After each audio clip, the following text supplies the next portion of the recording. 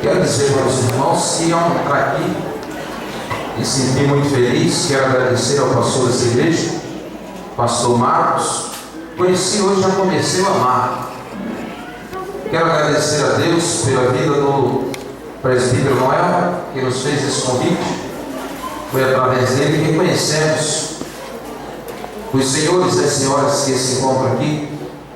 Sou grato a Deus pela minha vida, pela vida da minha esposa, que faz me acompanhar nessa noite, meus filhos, Elias e Ezeu. Sou grato a Deus pela vida de cada um dos irmãos, pela vida dos obreiros desse ministério.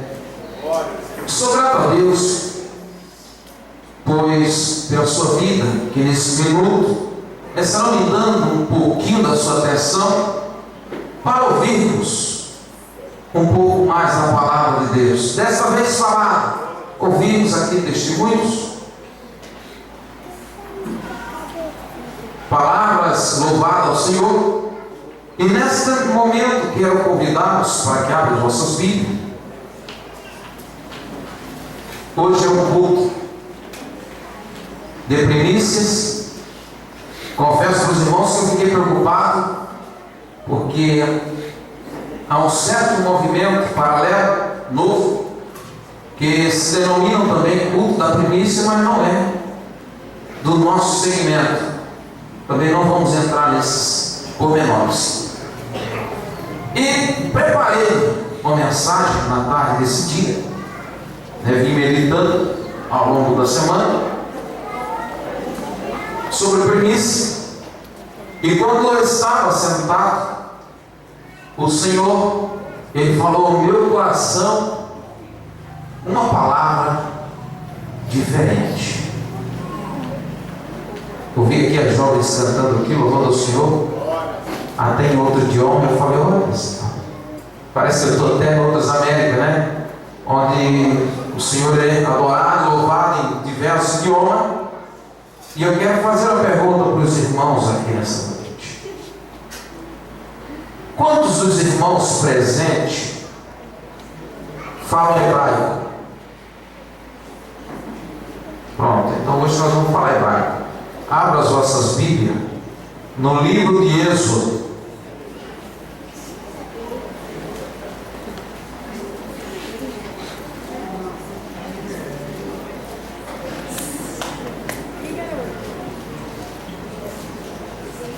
Capítulo de número 14 e o versículo de número 1 e o versículo de número 2.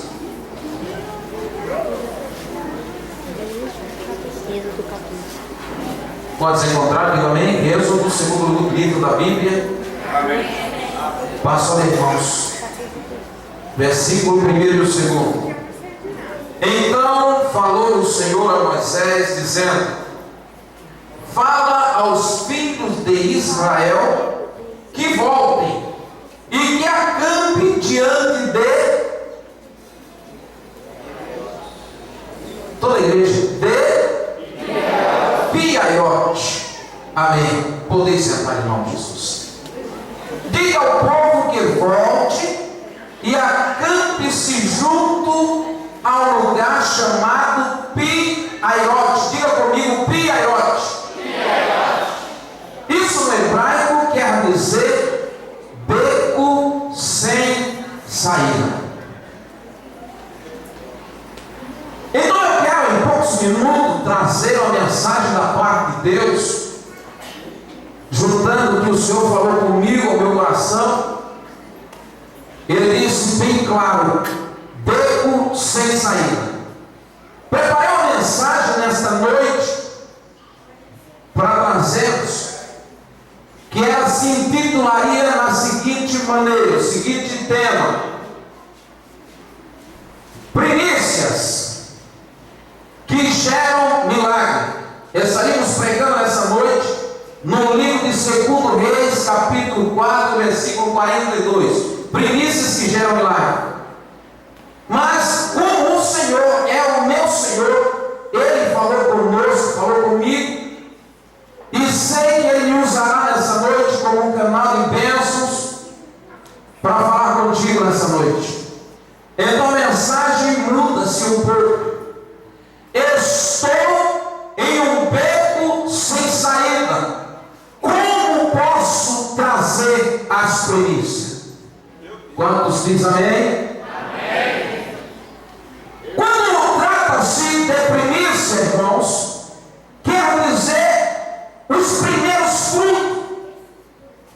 Os primeiros frutos do nosso trabalho, os primeiros frutos da nossa labuta, os primeiros momentos do dia.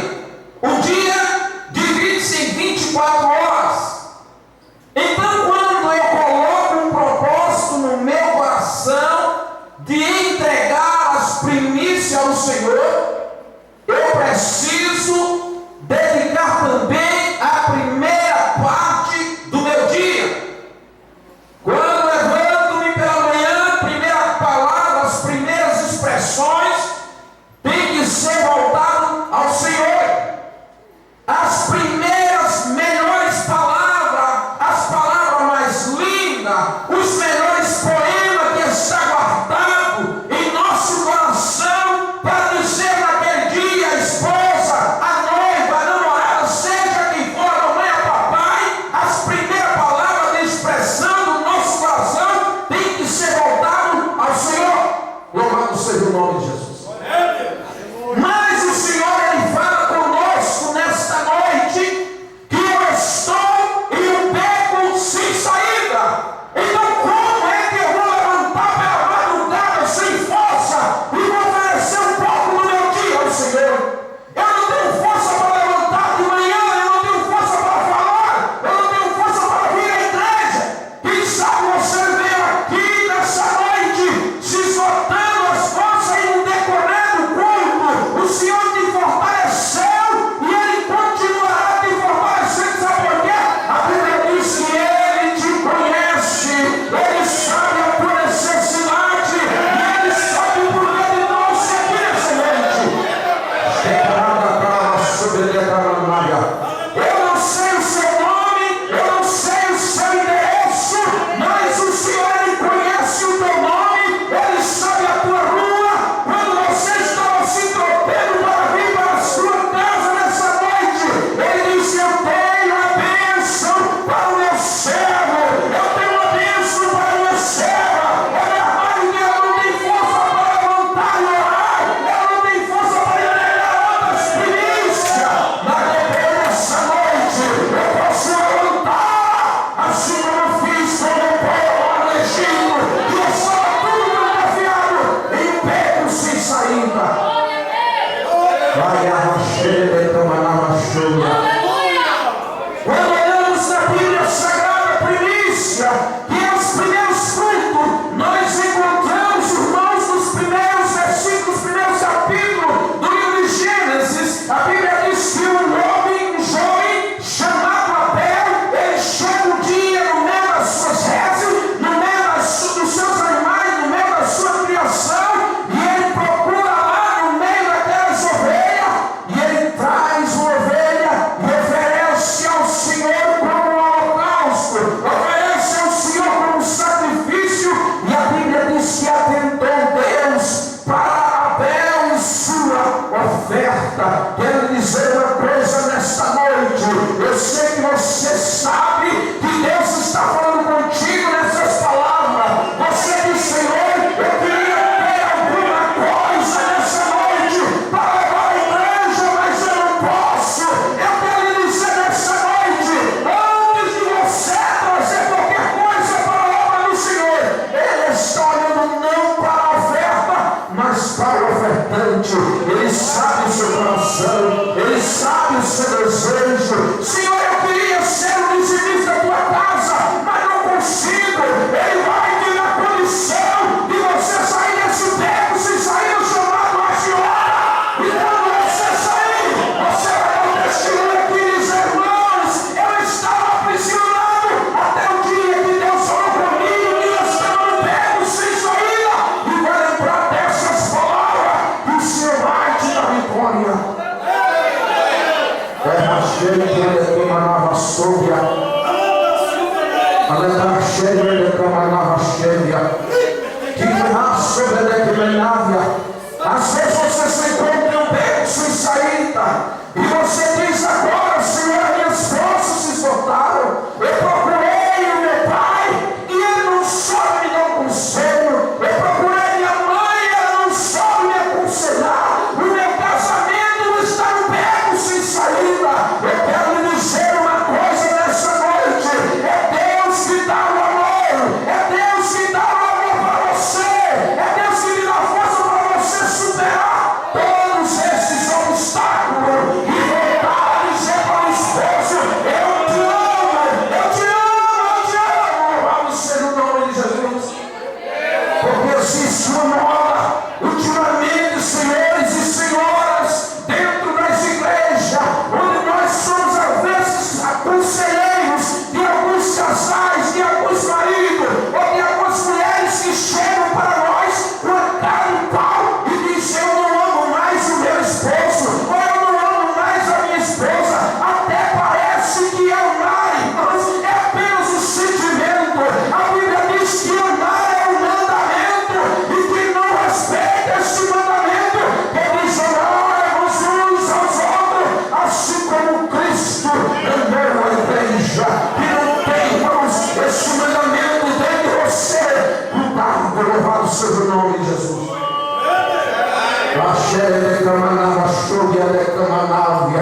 Amar é mandamento.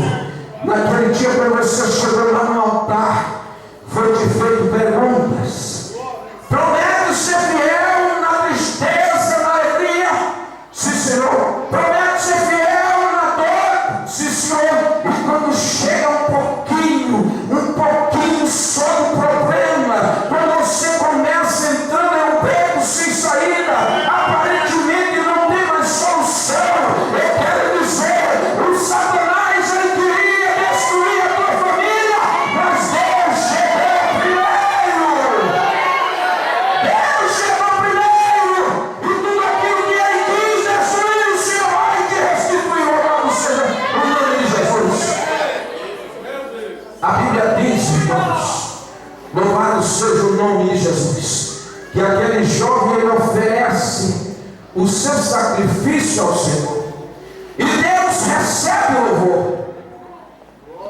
Louvado seja o nome de Jesus. Alguns dias depois, sobe uma outra pessoa e oferece também ao Senhor uma oferta. Porém, a Bíblia diz que Deus não atentou para a sua oferta e não atentou para o seu coração, porque o seu coração, diz a Bíblia, era do maligno. Ele tinha deixado Satanás entrar no coração dele e foi à presença de Deus como se nada tivesse acontecido. Deus não é assim. Antes de ele receber a sua oferta, a sua oração, ele olha logo para a sua vida, ele olha para o seu ser, ele olha para isso que você é.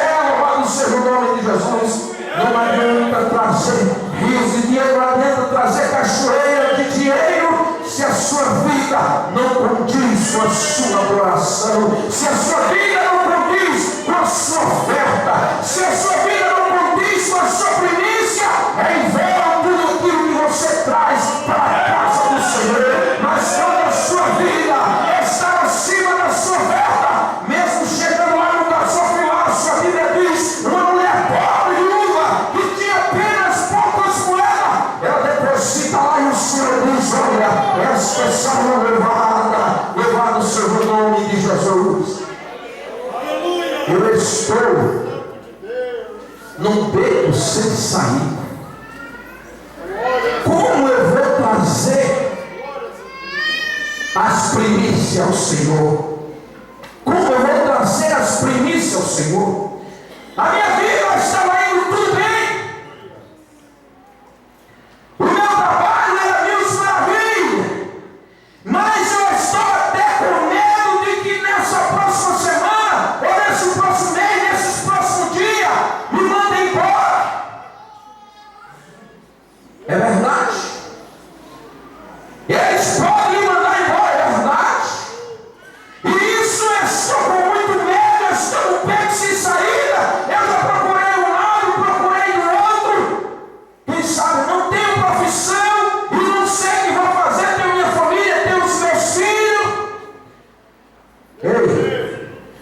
salmista Davi, um dia, ele passou situação semelhante. Mas no final ele disse: fui novo, hoje estou velho, e nunca vi o justo desamparado, e nenhum do seu descendente mendigar o pão. Na sua casa não vai faltar o pão, para você trazer as primícias ao Senhor. Alaxé declamanava sobre ela declamanava.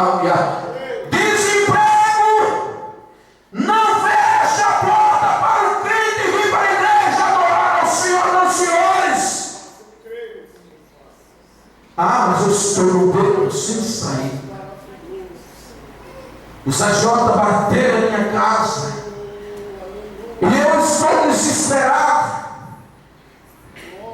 E eles me falaram que eu tenho até o final do ano para pagar. E se eu não pagar, a coisa vai ficar feia para o meu lado. Fique sabendo de uma coisa. Não foi Deus que te colocou nesta enrolada.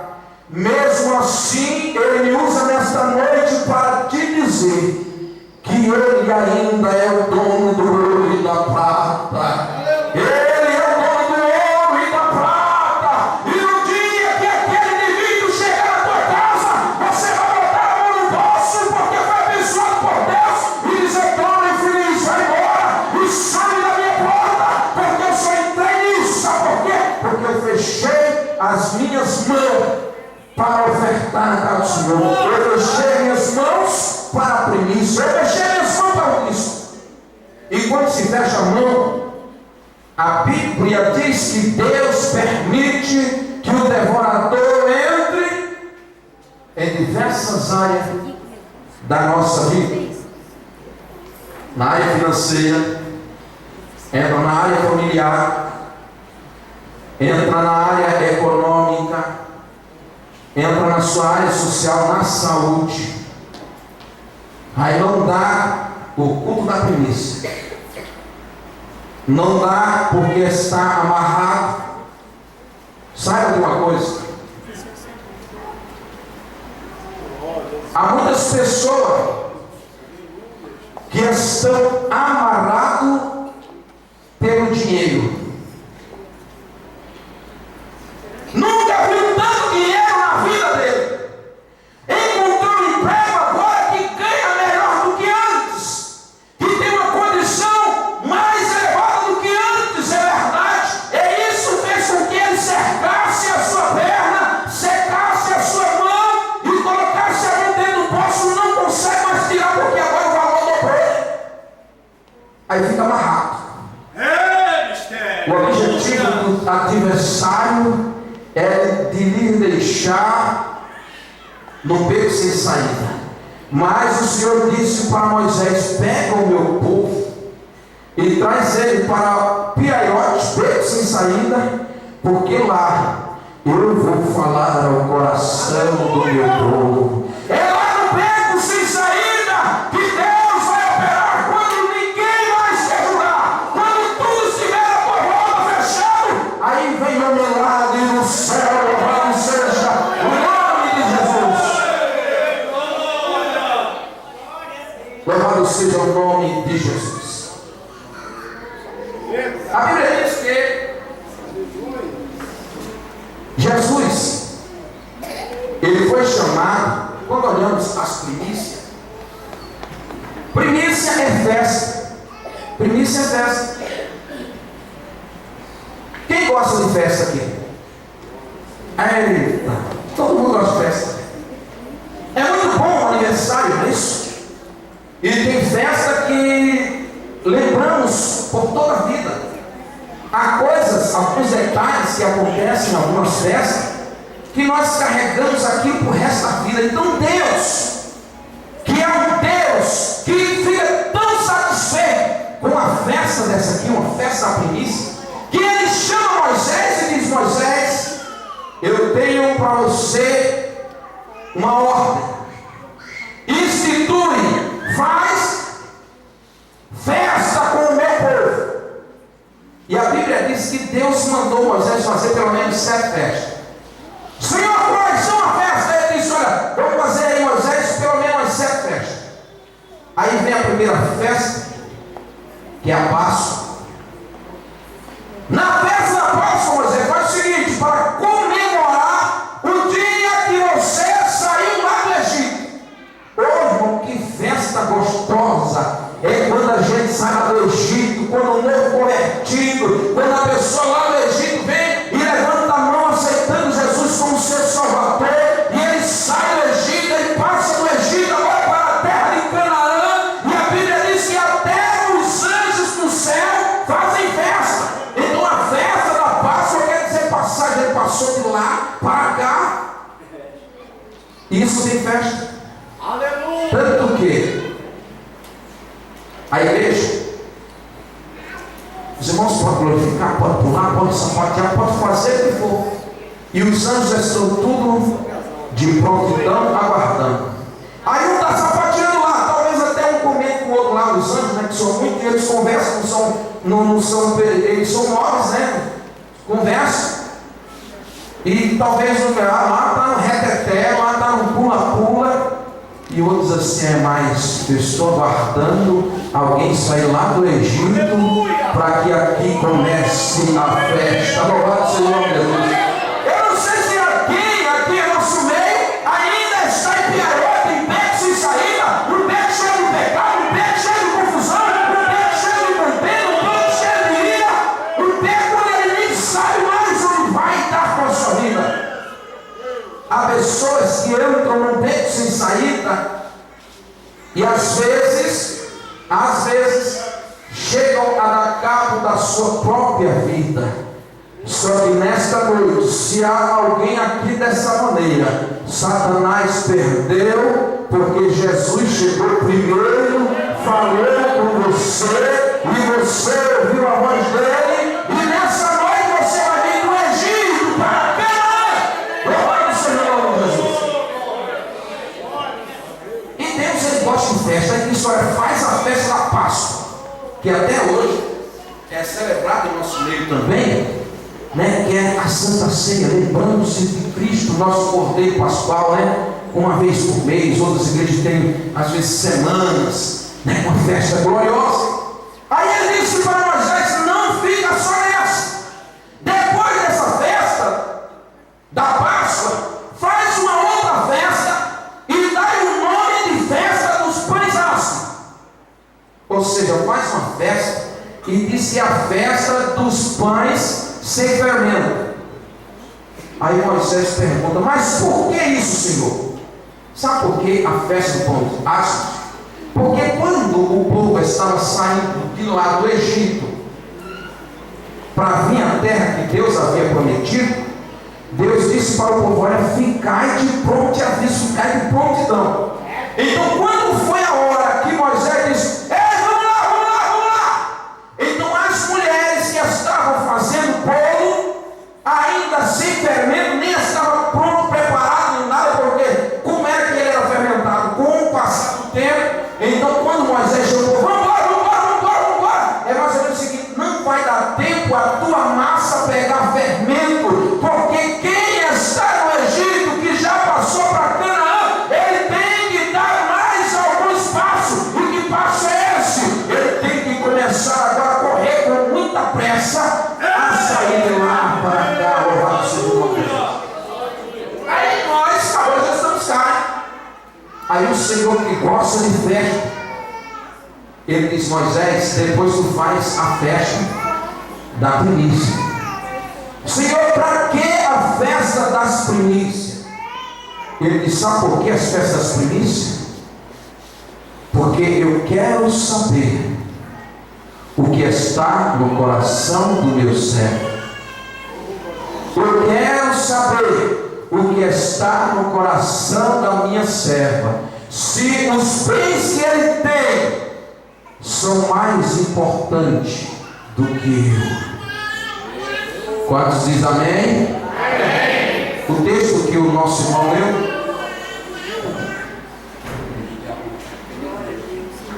o nosso irmão leu o texto de Provérbios capítulo 3, versículo 9, diz assim: honra, valoriza, dai valor ao Senhor. Honra ao Senhor com o teu dinheiro, com a tua fazenda e com os teus bens. Aí Deus disse para Moisés: então Moisés, fala para o meu povo que eles vão plantar. Hoje é muito fácil. Hoje é muito fácil. Se eu vou perguntar, talvez, quem já plantou arroz aqui? Aqui? São poucos. Hoje a gente não precisa mais plantar arroz, vai lá no mercado, compra 5 quilos, compra 10 quilos. Quem já plantou trigo? Mas naquela época eles tinham que plantar o trigo. Então ele dizia para Moisés: eles vão plantar o trigo. Depois que eles plantaram o trigo, eles vão orar.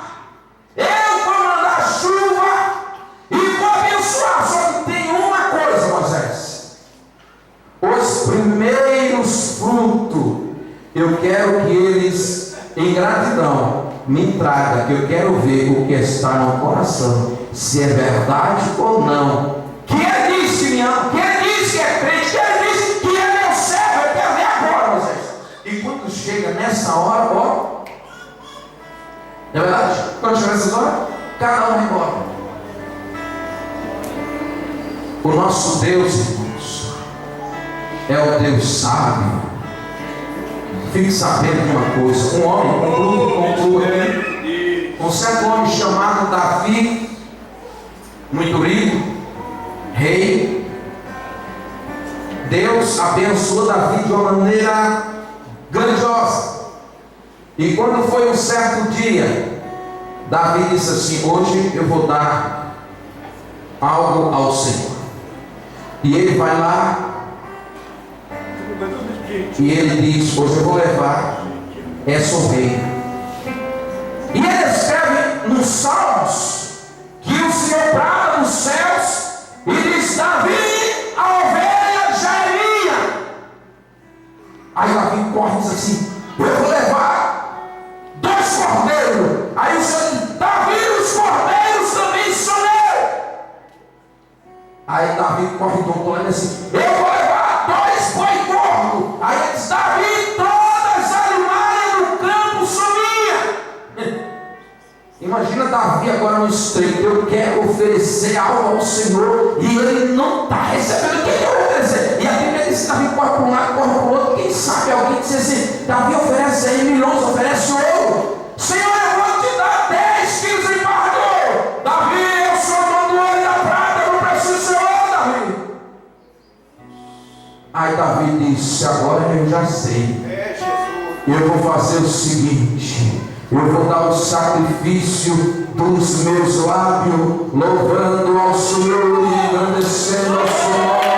Eu vou fazer o seguinte: eu vou tomar o cálice da salvação e glorificar o nome do Senhor.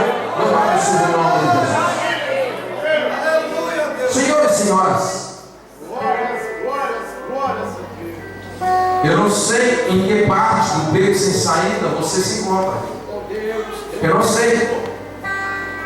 Nesse beco sem saída, é verdade, disso eu sei, que você não tem conseguido honrar ao Senhor da maneira que Ele quer ser honrado. Vou contar só um testemunho e finalizando. Meu horário já esgotou. Um pastor chamado Enéas Tonini. Hoje ele é pastor da Sociedade Bíblica do Brasil. Ele é pastor da Sociedade Bíblica do Brasil. Pastor Enéas Tonini, um dia ele tinha uma biblioteca de 9.000 livros, 9.000 títulos de livros evangélicos. E dentro da sua biblioteca, ele lendo um dos livros, ele disse que ouve a voz do Senhor e disse: Enéas. E ele disse: sim, Senhor. Eu não estou satisfeito contigo. E o céu fechou e o Senhor não falou mais nada. E ele disse: mas por que, Senhor? E o céu fechou. E ele começou a orar: Senhor, Senhor, Senhor, Senhor, Senhor, Senhor. Aí o Senhor falou: por que você deixou biblioteca, ocupar o lugar que era meu. E eu só volto a falar contigo quando eu voltar a ocupar o lugar que era meu. Eu só ficarei contente com o primeiro lugar na sua vida. Deus não ficará satisfeito com o Senhor, com a senhora, comigo, por nós, se Ele não for privilegiado com o primeiro lugar na minha vida, no meu coração, na minha família, no meu emprego e também no meu dinheiro. Ele não ficará contente. Agora vocês, amém? Que Deus vos abençoe e que o Espírito Santo continue falando mais alto em seu coração. Mas nessa noite você vai sair desse beco sem sair, em nome de Jesus. Agradeço a oportunidade. Passo para o pastor.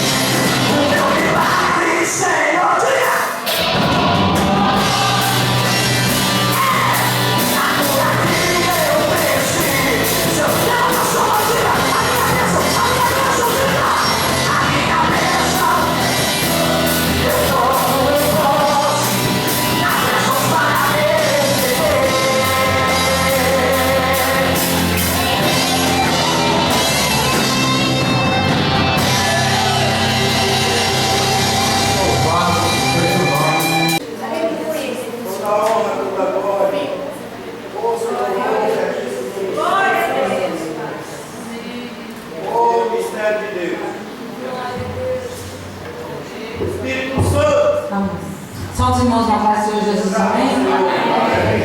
Irmãos, eu estou bem nova, assim, que eu cheguei por aqui, tem mais ou menos, acho que uns 2 anos, né? E eu tenho sentido muito alegre com Deus, de poder estar servindo a Ele neste lugar, de saber que aqui é uma igreja de oração, de poder atuar no ciclo de oração, de estar cooperando, estar ajudando com as irmãs, a adorar o nome do Senhor. Eu tenho me sentido muito alegre e eu tenho visto Deus operar na minha vida. Eu tenho sentido a graça de Deus. Eu me alegro com Deus porque Ele me salvou. Desde quando eu era criança, que eu sentia quando o irmão pregava, eu sentia aquela vontade de aceitar Jesus. Quando ele falava que Jesus salvava, Jesus curava, que Jesus alegrava os corações, eu me sentia muito alegre. E no decorrer do caminho da vida, o meu pai ele adoeceu e eu me sentia assim fraquinha para continuar. Mas um dia, quando uma irmã ela me convidou para estar participando do conjunto dos adolescentes, eu me sentia aquela alegria e eu pude retornar para a casa do Senhor e continuar servindo. Até hoje não saí da presença de Deus. O Senhor tem me abençoado a mim, todos os meus familiares. Hoje o meu pai está doente, mas o Senhor tem abençoado. O Senhor não tem deixado nos faltar nada. O Senhor me deu a bênção, que é esse casamento com meu esposo Cláudio, me deu a minha filhinha, e o Senhor tem nos abençoado grandemente. Eu me recordo também de uma bênção aqui que o Senhor me deu, foi no ano passado, que Cláudio, ele trabalhando, só que chegou um tempo lá em casa de dificuldade, aí ele pensava assim, meu Deus, eu não tenho dinheiro para o gás, e o gás já está quase acabando. Aí eu falei assim, Senhor, tenha misericórdia, e agora? Aí nós viemos para a igreja, continuamos a vida. Aí, quando foi numa segunda-feira, se não estou enganado, eu tinha preparado o almoço, só que para a janta eu não tinha preparado ainda. Quando foi a parte da tarde que eu coloquei a água para cozinhar, para fazer o macarrão, a água parou, aí o fogo cessou. Falei, meu Deus, tem de misericórdia, e agora? O meu telefone, eu não consigo falar com o Cláudio, que eu estou sem crédito, não tem mais nada, com o que eu vou falar? O Senhor tem misericórdia, o Senhor sabe que a gente não tem condição. Quando pensa que não, passou umas 2, 3 horas, chegou a irmã lá em casa. E a irmã daqui de oração, ciclo de oração. O Senhor abençoou, aleluia. Ela chegou lá, assim, toda na festa, e falou assim, irmã, eu vim aqui, porque Deus me tocou, já tem uns 2 dias.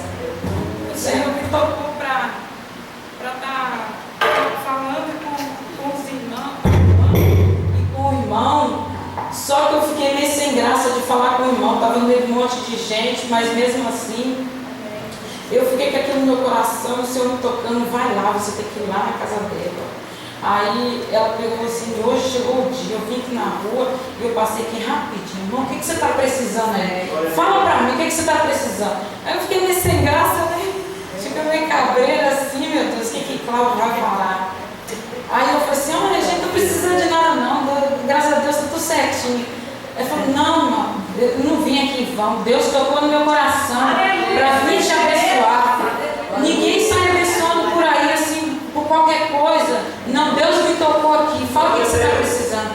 Eu falei, irmã, eu tenho precisado de algumas coisas, mas o que está de necessidade mesmo é o gás. Ela falou assim, pois está aqui o dinheiro do gás. Você vai lá, meu avô? Eu falei assim, não, já que você está colocando, então você mesmo vai. Aí ela foi lá e comprou o gás que estava precisando. Deus nos honrou, Deus tem nos honrado, porque a gente ama o Senhor e o Senhor é fiel. Ele fala que aquele que pede, recebe, aquele que busca, encontra, aquele que bate, abre. E abre mesmo, irmão. A gente tem que crer no Senhor, tem que ter coragem para falar para Ele, abrir o nosso coração diante dEle, porque não há luta, não há nada que o Senhor não nos possa fazer. O Senhor é poderoso, Ele vai aonde, às vezes você está com a aparência que todo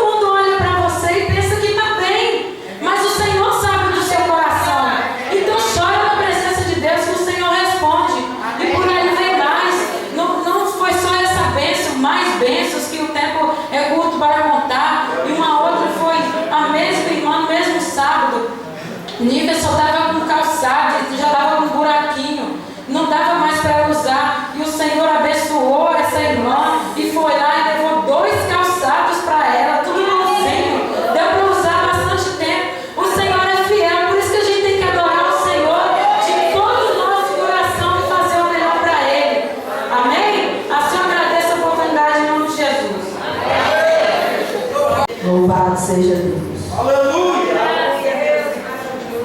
Santo, santo, santo, santo, aleluia, Pai. Eu preciso do Senhor. Deus me serve. Trocaram Jesus por um homem, ladrão malfeitor. Gritaram bem alto e peste, sons e Barrabás. Foi como dizer: não queremos um bom Salvador. Trocaram Jesus pelo escravo de Satanás. Mataram Jesus. Mataram Jesus. Oh, meu Jesus, tua morte para mim é um mistério. Pessoas que morrem sem ti e desprezam tua morte. Trocam Jesus pelo mundo e os seus prazeres. Mas a tua igreja te aceita e crê no teu sangue. Tem gente que ainda chora a morte de Cristo e lembra das suas feridas como pobre coitado. Mas ele sofreu e morreu para que fôssemos livres. E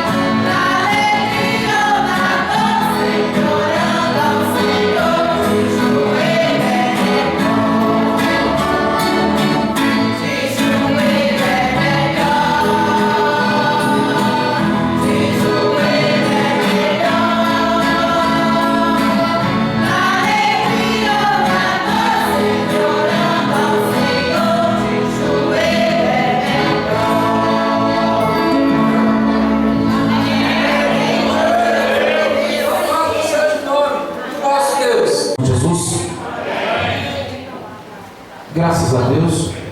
Sou grato a Deus pela oportunidade concedida. Sou grato a Deus pela vida da minha família, pela vida da minha esposa, pois sem ela meu ministério seria incompleto.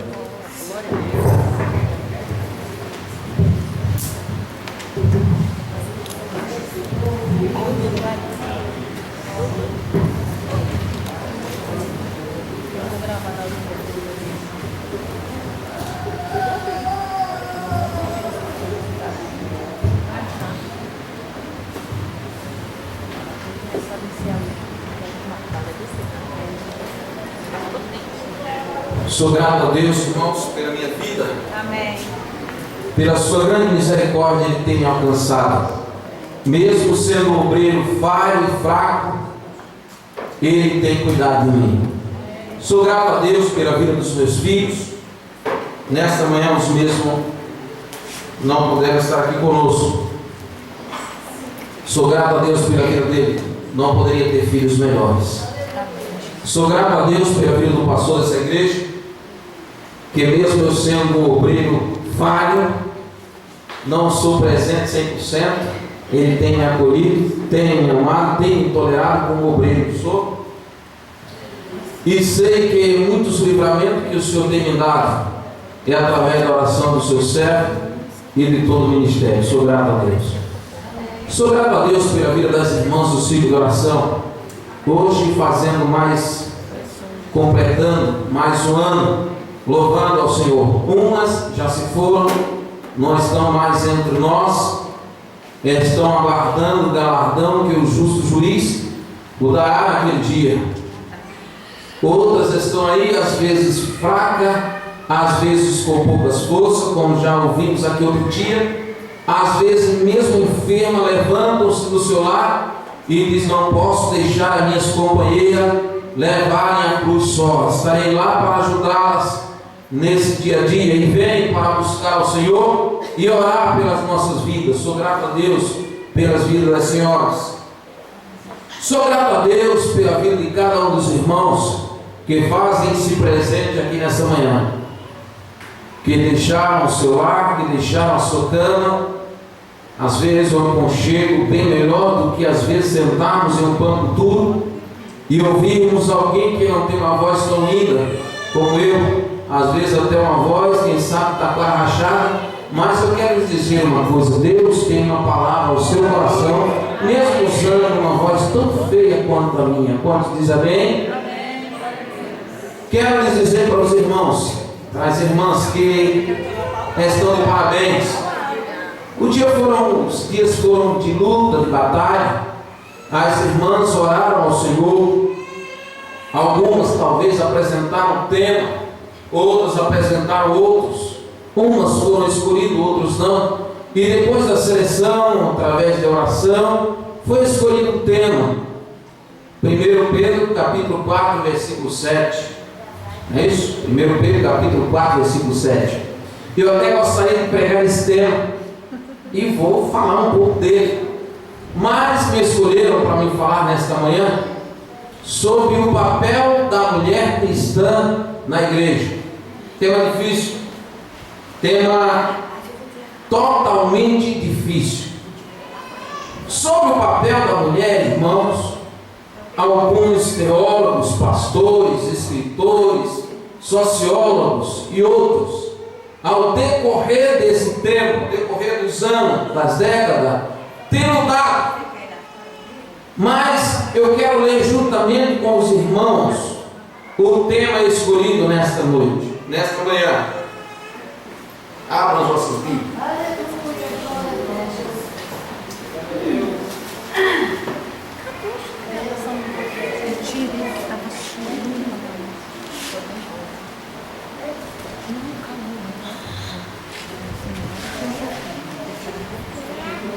Peço que os irmãos coloquem esse pé só para lermos um versículo desse tema. Primeiro, Pedro, capítulo de número 4 e o versículo de número 7. Quantos encontraram? Diga amém. Amém. O tema diz assim: e já está próximo o fim de todas as coisas. Portanto, sede sóbrios e vigiai em oração. Toda a igreja agora, João. E já está próximo o fim de todas as coisas. Portanto, sede sóbrios e vigiai em oração. Podem sentar em nome de Jesus. Qual o papel da mulher cristã sóbria? Já que o texto diz sede sóbrios e vigiai. Qual o papel da mulher sóbria, além de vigiar e orar, já que o tempo está próximo? Estou no tema, né? Qual o papel da mulher cristã sóbria, além de orar e vigiar, já que o tempo está próximo? Quando falamos do papel da mulher, estamos falando do ofício da mulher, da tarefa que a mulher tem. Que tarefa uma mulher cristã deve desenvolver nas diversas áreas que encontramos na vida? Como falamos nesses últimos dias, sociólogos têm procurado descrever qual o papel da mulher na sociedade. Eu não posso falar sobre o papel da mulher cristã na igreja sem antes passarmos um pouco e descrevermos um pouco do papel da mulher, do ofício da mulher na sociedade. Quando o sociólogo escreve sobre o papel da mulher na sociedade, eles estudam e eles descrevem que papel o indivíduo deve desenvolver na sociedade, na comunidade em que vive. Isso é o papel do sociólogo: estudar, descrever, debater qual o papel, qual a tarefa que o indivíduo, o homem, que o indivíduo, mulher, deve desenvolver na comunidade, no meio do povo em que vive. Então eu quero convidar os irmãos para dar uma volta na sociedade alguns anos atrás, algumas décadas, quem sabe milhares de anos atrás. Hoje, e nós vamos decorrer esse tempo até chegar nos dias de hoje, em que a mulher, querendo o homem ou não aceitar, a mulher na vida social hoje, na área social, ela está presente na política, ela está presente nos grandes mercados de trabalho, ela está presente na gerência de muitas empresas grandes, ela está presente em todas as áreas da sociedade. Então, que papel deve uma mulher cristã desenvolver na sociedade? Quando olhamos alguns anos atrás, nós destacamos que a sociedade judaico-cristã, o papel da mulher na sociedade judaico-cristã, nós encontramos que a mulher, elas não podiam se destacar. Quando uma mulher, no seio judaizante, no seio judaico, ela começava a se destacar, elas eram vistas com desdém, elas eram vistas com desprezos, elas eram vistas naquela época com desconfiança, ou seja, não era bem aceito na sociedade judaico-cristã quando uma mulher começava a se destacar no meio da sociedade. Então ela era vista com esse desdém. Quando uma mãe, ela ficava gestante, quando ela engravidava, a maior alegria de um pai de família era que o seu filho fosse um homem. Havia festa dentro da sociedade judaico-cristã quando um filho homem nascia do ventre daquela mulher judia. Mas quando principalmente o primeiro filho era uma mulher, trazia em certos homens indignações pelo seu primeiro filho ser uma mulher. Então era vista também com desdém, era vista também com desprezo na sociedade judaico-cristã. As mulheres, elas não podiam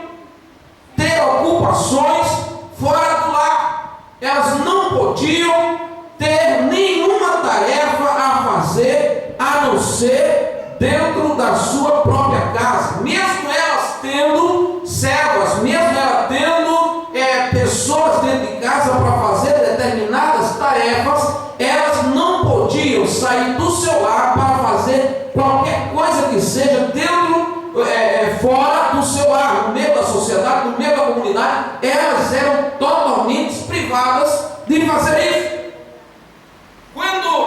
E nenhuma mulher no seio judaico-cristã, elas tinham também autonomia, elas não podiam ter ansiedade por interesses intelectuais, ou seja, elas não podiam estudar, elas não aprendiam a escritura, elas não podiam aprender a lei, elas não podiam estar no meio dos rabinos, elas não podiam estar no meio daqueles homens que ensinavam. Era proibido que uma mulher tivesse aspirações pelos bens intelectuais que alguém pode vir adquirir esse conhecimento. A mulher naquela época, na sociedade judaico-cristã, era totalmente proibido. Quando damos um pulo da sociedade judaico-cristã naquela época, nós vamos agora a uma sociedade mais próxima, que é a sociedade do maometismo, ou seja, dos muçulmanos. A mulher no mundo muçulmano, ela também é sempre considerada inferior ao homem. Olhando para essa cultura árabe, para a cultura dos maometanos ou muçulmanos, elas não podiam, e até hoje não se pode mostrar o seu rosto publicamente. Até os dias de hoje, a sociedade muçulmana, as mulheres têm que usar uma burca cobrindo o seu rosto e não se apresenta publicamente em meio à sociedade de maneira alguma. A sociedade muçulmana, até os dias de hoje, as mulheres aqui no Brasil e em outras nações da América, elas têm os direitos iguais para tirar uma carteira de motorista, tem os direitos iguais para pegar um automóvel e sair dirigindo. Haja vista que há até uma certa brincadeira, né, do pessoal que diz assim: mulher no volante. Olha, todo mundo sabe disso, né? Então, a nossa sociedade hoje aceita-se uma mulher ir lá no Detran, tirar sua carteira e sair dirigindo. Lá no muçulmano, até hoje, uma mulher é proibida por lei em pegar o volante. Lá só quem dirige hoje ainda continua sendo os homens. Minha pergunta: uma sociedade dessa é uma sociedade muito antepassada. Se trouxermos para os dias de hoje, ela ficou totalmente no antepassado, mesmo sendo hoje, na época presente em que vivemos. Tudo isso acontece nessa sociedade maometana. Na sociedade norte-americana, até algumas décadas atrás, a mulher também era considerada inferior também ao homem, até que um dia, não vou dizer a data agora, até que um determinado dia, um grupo de mulheres na cidade de Londres, que hoje são denominados o grupo hippies.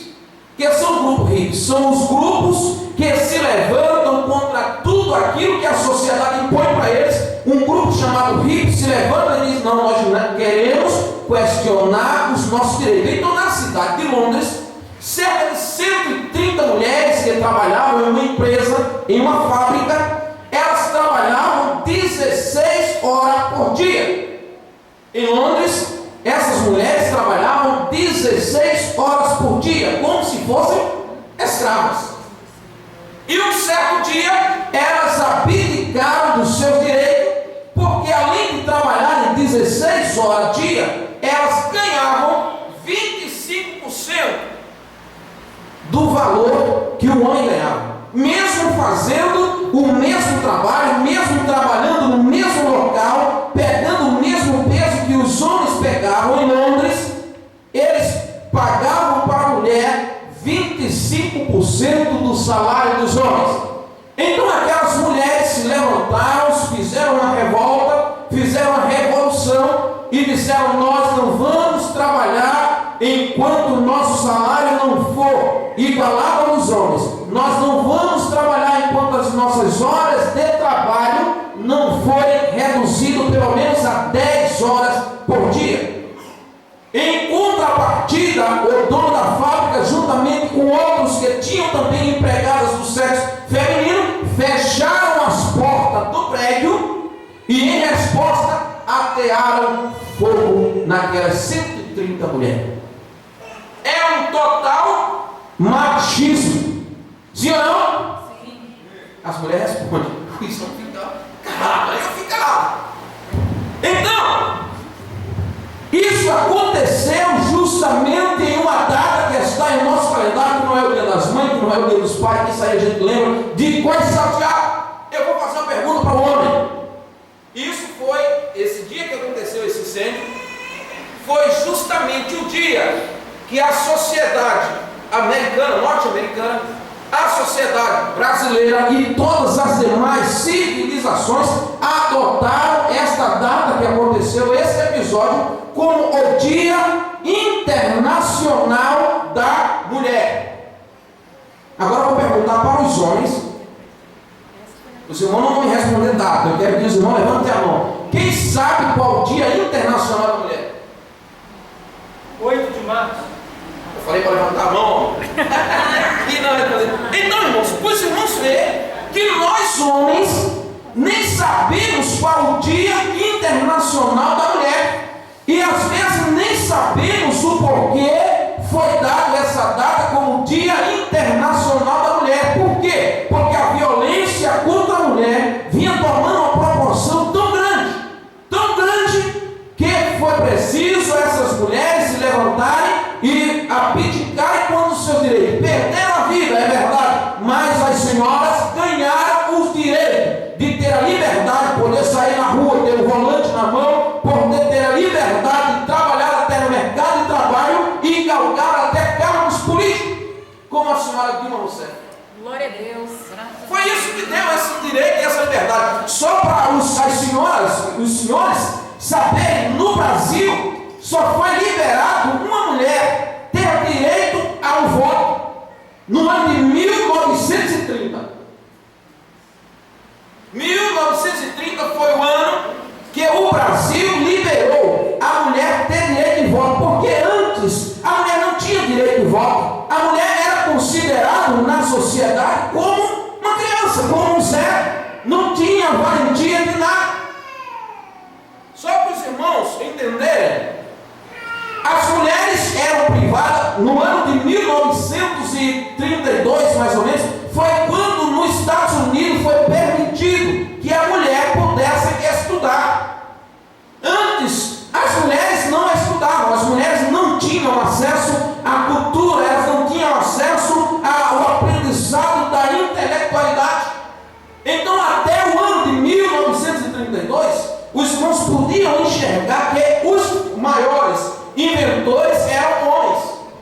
Se eu perguntar uma coisa para os irmãos e dizer assim: quem inventou o automóvel? Todos vão dizer: um homem. Quem inventou a luz? Um homem. Quem inventou o relógio? Um homem. E nós procuramos algo que a mulher tinha inventado naquela época e não conseguimos, porque a mulher ela não tinha intelectualidade, elas eram privadas do intelectualismo, elas eram privadas de aprenderem, de entenderem que era algo que era bem. Elas não tinham o direito de entender isso, porque as sociedades as privavam. Porém,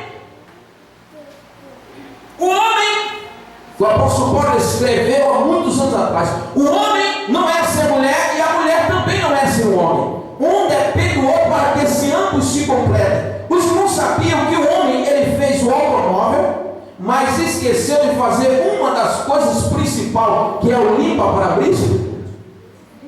Aí, os irmãos sabiam disso? O homem fez o automóvel, andava em alta velocidade, mas naquela época atrás, quando a neve batia no vidro, enchia todo o vidro, então eles tinham que parar o carro, estacionar, esperar a neve passar, a chuva passar, então descia no carro, limpar o vidro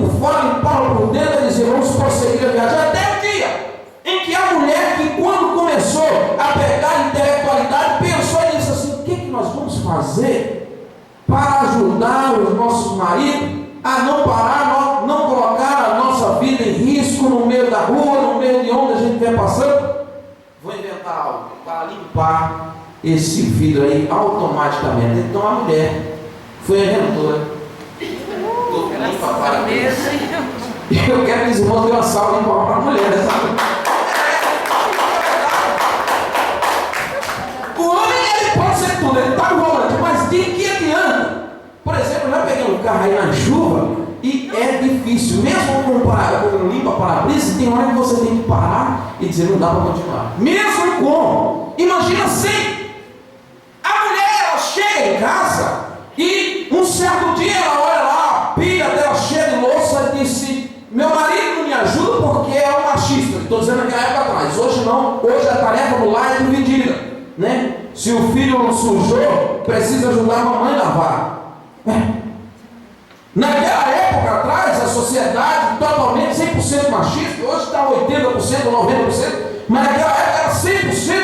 Aí a mulher chega na louça cheia de pia, um filho para dar banho, outro filho para limpar naquela época havia muitos, limpar tudo, e quando chegava no final da tarde, no final do almoço, ainda tinha que dar conta daquela pia de louça. O marido nada fazia para ajudar. E um dia uma mulher que entra aí também na intelectualidade, ela disse, o que é que eu vou fazer para melhorar o meu dia a dia?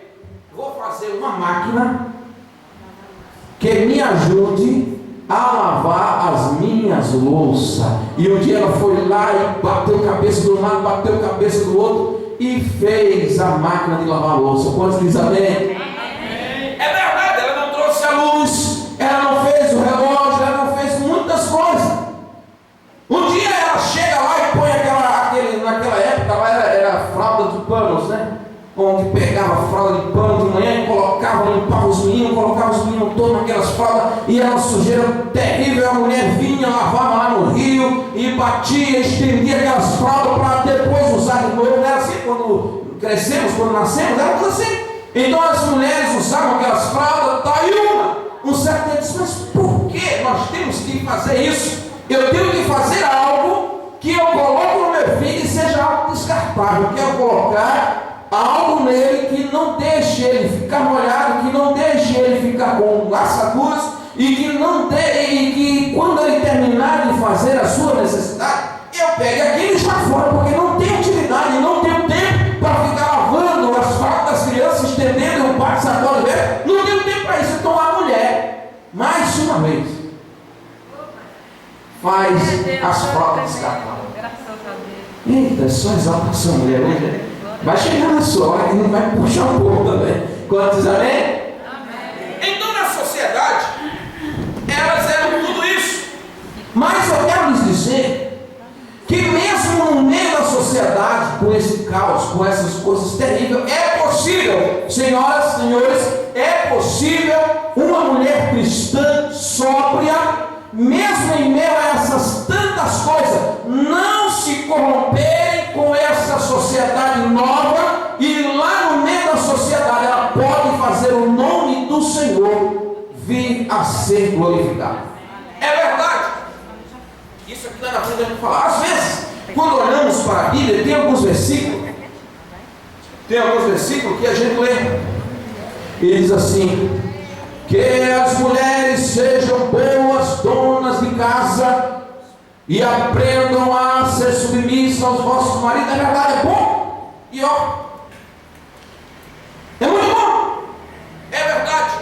Mas naquela época, já na época de, por exemplo, o rei Josias naquela época teve que colocar uma mulher no seu ministério como rei, para que o seu reinado fosse também bem sucedido. Nós vemos a mulher chamada Hulda, a profetisa Hulda, era a mulher que profetizava naquela época a palavra de Deus e dava orientações ao rei Josias. Nós encontramos na Bíblia uma mulher que, além de ser uma boa dona de casa, foi também juíza no meio do povo de Israel. Você não sabe que a juíza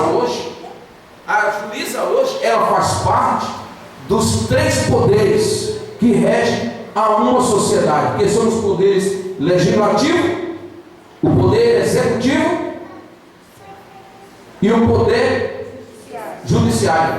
As mulheres que entram no poder judiciário é o poder maior da nação brasileira. E nós encontramos mulheres hoje, mesmo nesses três poderes, no legislativo, no executivo e no judiciário. E mesmo entrando uma mulher cristã em meio a essa sociedade, em meio a um dos três poderes, elas podem se manter de acordo com a palavra de Deus, sóbria, vigilante, uma mulher de oração, e o nome do Senhor venha a ser glorificado. É possível, Senhor. Esse é o papel da mulher na sociedade. Que papel a mulher deve desenvolver na sociedade? Hoje, as portas de emprego a cada dia estão se estreitando aos homens. Por quê? Na época atrás, o serviço exigia força braçal. Força braçal. Por exemplo, eu trabalho em uma empresa de logística e nós temos lá aqui 50 funcionários. Em São Paulo nós temos 300 funcionários.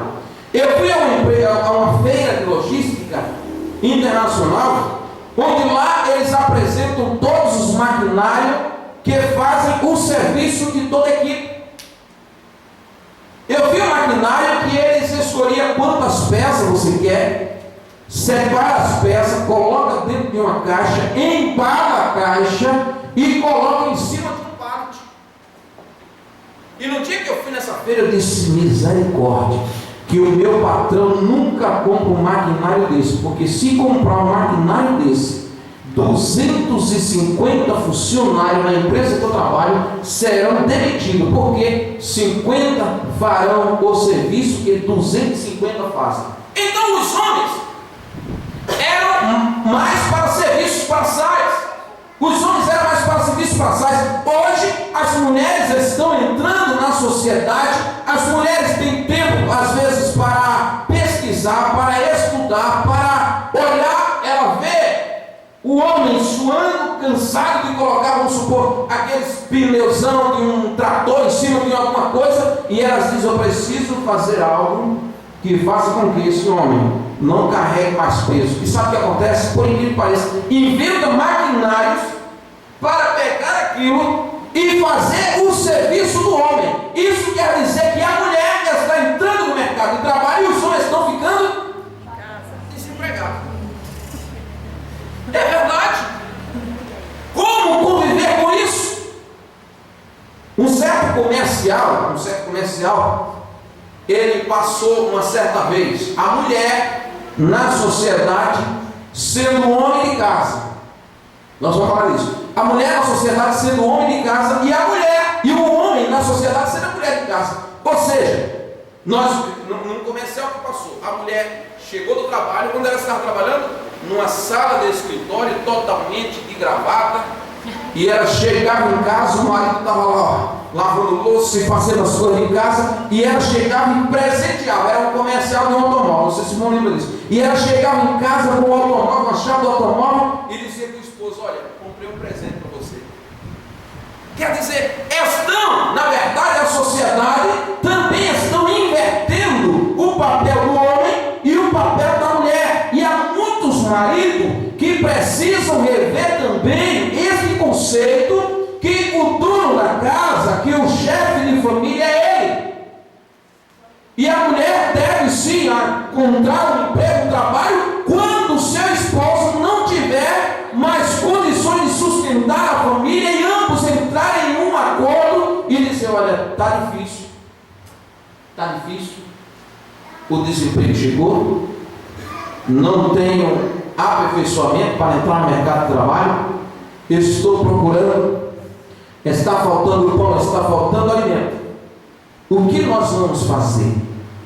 Aí entra a mulher em meio à sociedade, mesmo ela sendo cristã, sendo sóbria, vigilante e em oração, ela pode trazer o seu pão, conforme diz lá no livro de Provérbios, capítulo 31. Diz que a mulher sábia edifica sua casa, e fala a história todinha dela. Olha, ela trabalha dia e noite, ela cose, ela faz tecido, ela faz pano, ela é como um navio mercante, de longe traz o seu pão, levando o seu marido e diz, ela é bem-aventurada, levando os seus filhos e diz, olha, tua toda sobrepuja. Por quê? Quando a sociedade, quando o mercado de trabalho vem sufocando os homens, às vezes é hora de quebrarmos um pouco esse tabu, às vezes, que nós temos, querendo ou não. Eu sei que é duro para a gente, homem, mas é a pura verdade. Marido, porque a cada dia está estreitando mais as portas de emprego, a cada momento vão se fechando. Os lares, pouco aos poucos, se os irmãos procurarem, quantos pais de família estão desempregados? E se não fosse, às vezes, a esposa, com um suporte, com um socorro, é uma lavada de roupa, é uma passada de roupa, uma criança para cuidar, é um idoso para cuidar, é um lar, é uma empresa que ela trabalha, estariam passando grandes necessidades. Quantos dizem amém? Amém. Então o papel da mulher na sociedade. Agora o papel da mulher cristã no lar. Mesmo com esse avanço feminino, a mulher cristã, mesmo com esse avanço feminista, a mulher cristã jamais pode entrar na onda feminista do presente século e não pode se esquecer de que Deus lhes deu responsabilidade de edificar o seu lar, irmã, com sabedoria. Mesmo em meio a esse feminismo, onde movimentos como o RIP, que falamos, movimento feminista, tem levantado a mulher, tem elogiado a mulher a tal ponto de colocar a mulher como prioridade e o homem como inferioridade. Ou seja, mais ou menos como o que nós estamos vendo essa revolução no Brasil, que diz que o gigante acordou, não é verdade? Todos estão dizendo, o gigante acordou, então estão querendo fazer isso também. O movimento feminista estão querendo dizer o seguinte, que as mulheres durante todo esse tempo que eu falei, ficaram trancafiadas, ficaram aprisionadas e agora despertaram e não querem mais ser submissas ao lar, não querem mais tomar conta dos seus filhos, não querem mais ser a rainha da casa, não querem mais ter essa responsabilidade de dona do lar. Então eu quero lhes dizer que uma mulher cristã sóbria, que vive em oração e vigilância, jamais deve esquecer da responsabilidade que Deus lhe deu, que é de edificar o seu lar. Vamos ler? Provérbio 14, versículo 1. Uma das irmãs pode ler em nome de Jesus. Nós vamos falar um pouco dos lares antepassados, vamos chegar no nosso lar todo. Quantos encontraram? 14:1. Primeiro.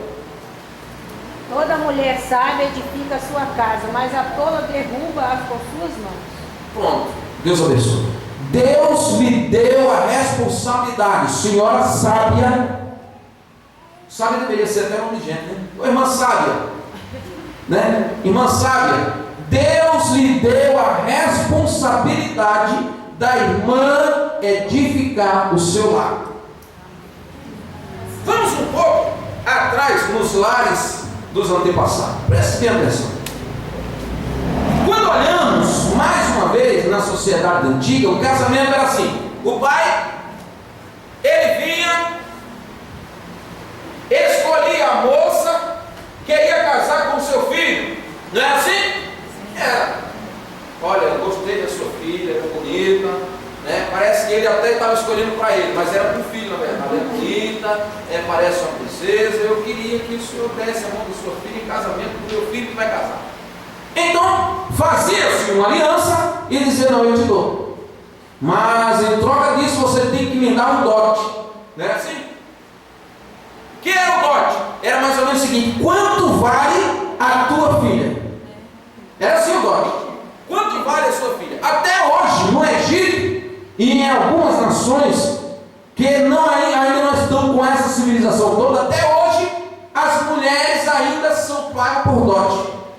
A esposa do pastor Edson, José dos Santos, ele foi com a esposa dele lá no Egito, e ele subiu, ela foi passear lá e tinha uns camelos, e ele colocou a esposa dele para andar lá nos camelos, lá no Egito. E chegou no Egito, e achou que a mulher do pastor Edson tão bonita, que falou para ele: eu dou 30 camelos na sua esposa. Que coisa, né? Eu dou 30 camelos na sua esposa. Um camelo naquela época valia mais do que um carro que ele tinha, que era um carro muito bom. Era como se fosse: eu te dou 30 carros pela tua esposa. Os irmãos veem como que era e como que é hoje aquela sociedade, né? Então a mulher era comprada para casar com um filho daquele homem. Então quando ele chegava em casa, no lugar dele ter a mulher como sua esposa, tinha ela como a sua propriedade. Como sua propriedade, porque ele comprou. Se ele comprou, ela é dele. Quanto diz amém? Amém. Ela não. Então agora, como aquela mulher era dele, ela não tinha condições de trabalhar, porque ele não deixava. Porque se naquela época tivesse hoje isso, muitas mulheres, pode ter certeza disso, trabalhariam, arrecadariam dinheiro, chegavam nos maridos daquela época e diziam: quanto foi meu dote que você me comprou, meu pai? Foi 500, está aqui os 500. Estou livre de você. É verdade? Não estou aqui exagerando. É verdade. Naquela época, eles também, quando, além deles pagarem esse dote, eles traziam a esposa para casa. E quando chegava em casa, ele começava a analisar. E dizia: olha, você tem defeito nos olhos. Olha, o teu ombro direito é mais alto que o esquerdo. Deuteronômio capítulo 25, versículo 4 por aí. Olha, teu ombro direito é mais alto que o teu esquerdo. Eu vou te dar uma carta e vou te dispensar. Você não serve para ser minha mulher. E ir embora. Naquela época, se aquela mulher que ele escolheu, aquelas mulheres naquela época eram descartadas, né? Era como se fosse um funcionário que chega na empresa hoje. Sim. E o patrão diz: você fez isso errado, está aqui teu aviso, vai embora. Naquela época, se ela não tivesse filhos, eles, os homens, se achavam no direito de arrumar uma segunda esposa que ele desse filho. E Deus nunca aprovou isso e nem aprova. Nunca. Mas os homens faziam. Deus nunca aprovou o divórcio, mas ele chegava, ela tinha defeito nos olhos, eles mandavam ele embora. Minha pergunta: hoje é assim? Não, mudou. Naquela época, o homem, ele dizia para a sua mulher, naquela época, hoje tem alguns até que querem dizer, naquela época dizia assim: quem manda em você sou eu, você é minha, e acabou. Naquela época. Hoje, casamento é uma aliança, é um acordo entre os dois. Os dois têm que viver em comum acordo. Há algumas décadas atrás, ainda era possível em nossa sociedade, algum marido, você chegava e disse: ô, fulano tal, dona fulana, fala para ela ir lá com a gente, você. Ela não vai! Mas por quê? Ela é minha mulher, quem manda nela sou eu! Faz isso hoje. Mudou ou não mudou? Mudou. Hoje, casamento é uma aliança entre os dois, onde o marido deve dar à sua esposa segundo as suas benevolências, os dois devem estar em comum acordo, os dois devem estar em concordância. Eu tenho um cunhado, alguns anos atrás, ele fez uma troca. Ele tinha uma égua, né, muito boa, de carro, né, e vendeu alguma coisa assim por R$150. E quando ele chegou em casa, minha irmã falou assim: mas Severino, como é que você faz um negócio desse? Um animal que valia mais de 300, você vender por 150, filho, pensa bem. Olha, negócio de homem, mulher não vende, mulher. É negócio de homem com homem, acabou, mulher não põe o bico. Eu não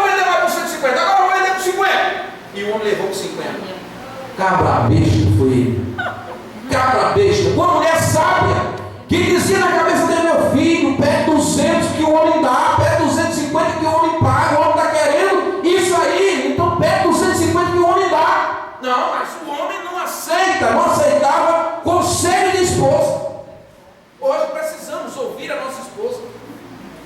Por exemplo, aqui em Espírito Santo, eu preciso de ter um lar, eu preciso aqui de comprar um terreno, por exemplo.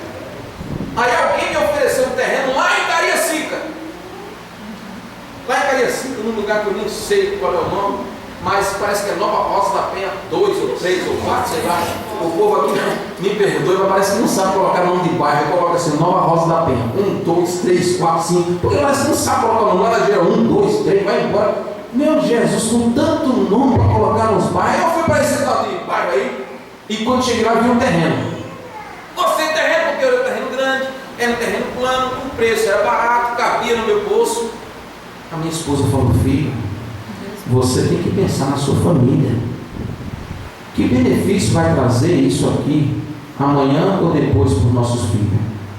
Pensa bem, esse bairro aqui tem fama, é um bairro perigoso. Não! O dinheiro é meu e você é minha mulher, eu como quando eu quero e acabou. Não vai ele. Quem vai ver? Não, ela está certa. Eu trabalho o dia todo, eu saio de casa de manhã, só chego em casa à noite. Saio de casa de manhã, só chego em casa à noite. Quem fica em casa?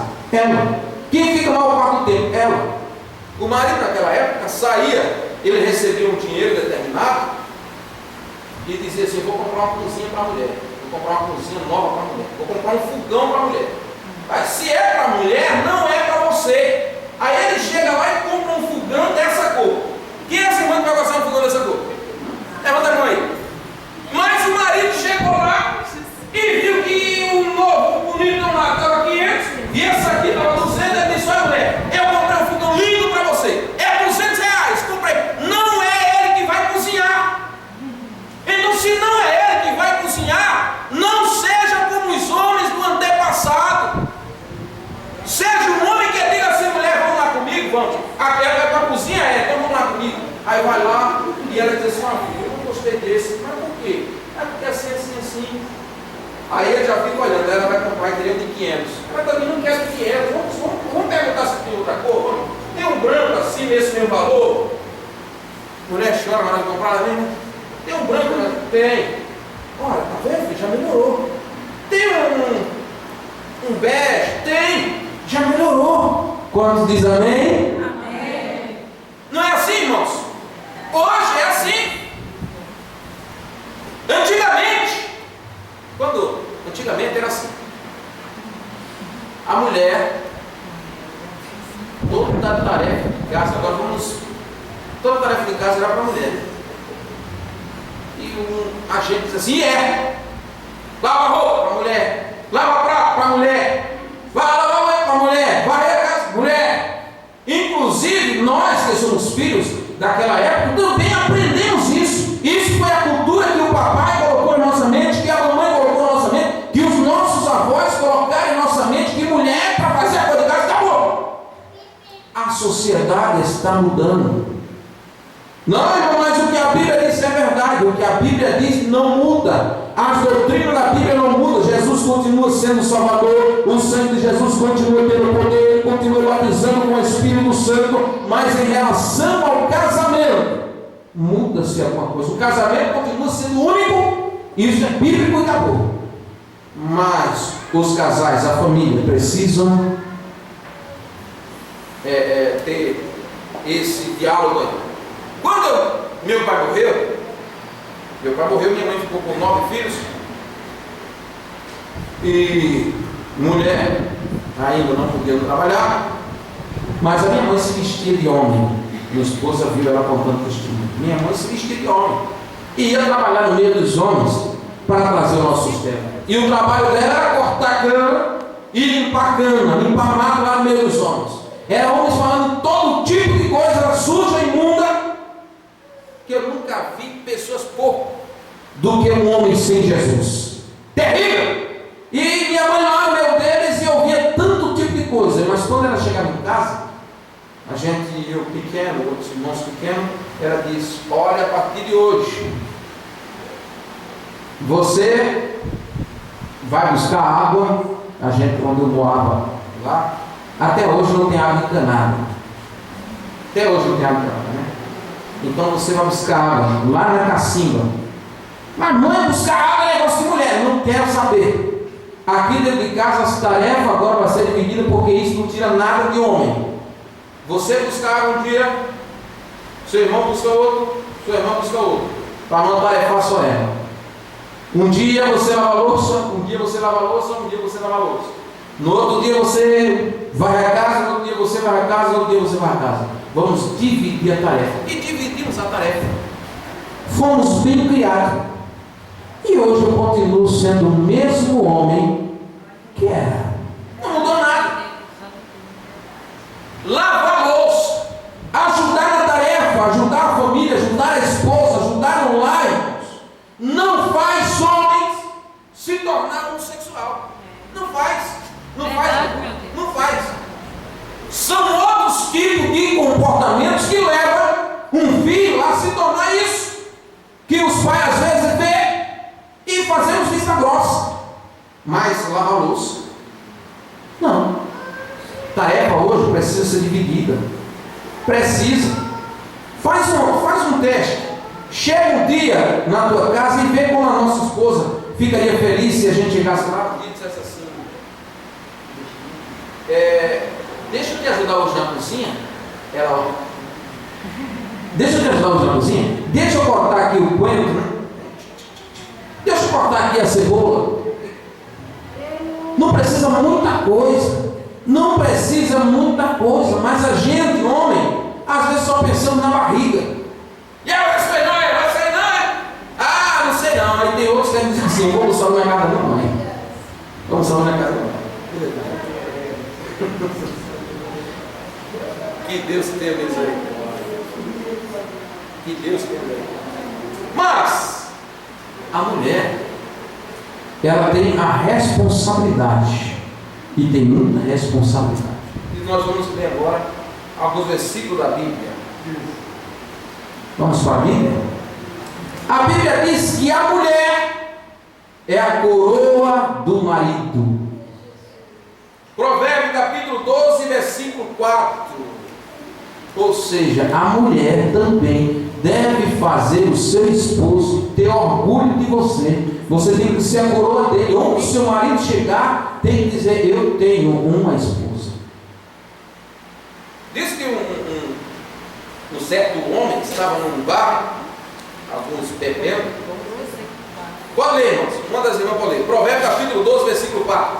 Uma esposa fiel e dedicada é a coroa do seu marido, mas uma esposa leviana é como uma doença nos ossos. Misericórdia. Mas tem mulher que é leviana, né? O marido não vê, misericórdia. Vai fazer feito um homem. Disse que tinha um homem que estava preso, e conversando com outro camarada assim, né? Os dois estavam presos e os dois receberam a liberdade hoje. Aí os dois conversando, aí um disse para o outro: o que é que você vai fazer? Ele disse: rapaz, olha, quando eu sair daqui, eu vou bater um prato de peruá, que é o prato aqui, né? Vou comer um prato de peruá, que faz muito tempo que eu não como, eu estou doido para comer. E você, o que vai fazer? Ele disse: eu vou roubar um banco. Ele disse: mas você está acabando de receber a sua liberdade. Ele disse: é melhor, pelo menos volto para a cadeia logo, é melhor do que estar com aquela mulher. Que mulher terrível, né? Diz que uma mulher estava, uns homens estavam lá num bar, e todos bebendo, e um começou a falar da sua mulher: minha mulher é muito leviana, dá dor nos ossos, minha mulher me maltrata, eu chego em casa, minha mulher me xinga, minha mulher me maltrata, minha mulher fala isso, minha mulher fala isso. E o outro falou: a minha também, a minha é uma peste. Dizem os, verdade? É terrível, né? E a minha é isso, e a minha é aquilo. Aí teve um que estava ouvindo e disse: olha, a mulher de vocês é assim mesmo? É. A minha mulher não. Minha mulher é diferente. Olha, minha mulher é crente. Eu não sou, mas minha mulher é crente. Minha mulher não me xinga, minha mulher não me maltrata. Né, esposa? Né, sabe? Né? Sabe, né? Minha mulher não me maltrata.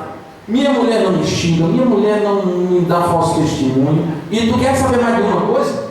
Se eu levar vocês dois agora na minha casa, é 10 horas da noite. Se eu levar vocês dois na minha casa agora, chamar ela, acordar ela, ela vai levantar, vai atender a gente bem, vai fazer café pra gente e não vai reclamar nada. Ah, você tá brincando. Só se for forçando. Não, é porque ela é crente. Ela é crente, mas não, que é isso? Ele disse, então vamos apostar, vamos. Fizeram a aposta. E ele foi com os amigos dele naquela hora para casa. Amor, tem alguém aqui comigo, tá? E ela foi, né, vestiu a roupa e veio atender. Ô, boa noite, tudo bem com o senhor? Tudo bem com o senhor? Oi, amor, tudo bem? Tudo bem. Ele sentou, senta aí que eu vou fazer o café. E foi fazer logo o café. E ele disse, nós estamos com fome. Ele disse, então espera aí que eu vou preparar um cuscuz. Mexeu, e daqui a pouco trouxe, e os dois homens ficaram um olhando para o outro. Mulher diferente, mulher crente, a mulher sábia edifica a sua casa. Pode dizer amém? Tem lá aí que nem se crente for lá, quanto mais vergonha for lá para ser tratado bem, nem se crente for lá. Tem lá, meu Cláudio, tem lá de esposa que pensa que é sábia, mas não é. Que se crente for lá, elas fazem até macumbaria para o crente ir embora. Sabe o que é macumbaria que muitos crentes fazem? Pega a vassoura, já viu falar isso? Pega a vassoura e põe ela na ponta da cabeça. Aí você pode ouvir falar nisso? Que quando coloca uma vassoura de ponta cabeça dentro de casa, né? A pessoa vai embora. Quem já ouviu falar isso aí, mano? Não vou perguntar quem já fez. Atrás da